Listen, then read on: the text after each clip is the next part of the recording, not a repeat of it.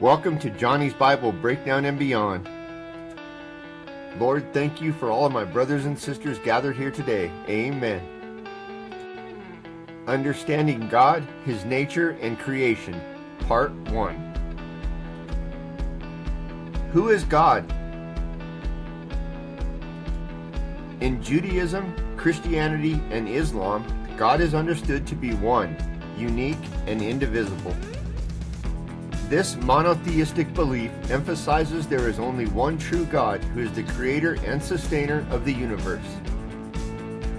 God is omnipotent, all-powerful, capable of doing anything that is consistent with His nature. God is omniscient, all-knowing, aware of everything that has happened, is happening, and will happen. God is omnibenevolent. He is all good, embodying perfect goodness and love. God is omnipresent. He is everywhere at all times, not limited by space and time. God is immutable. He does not change. His nature and character remain consistent.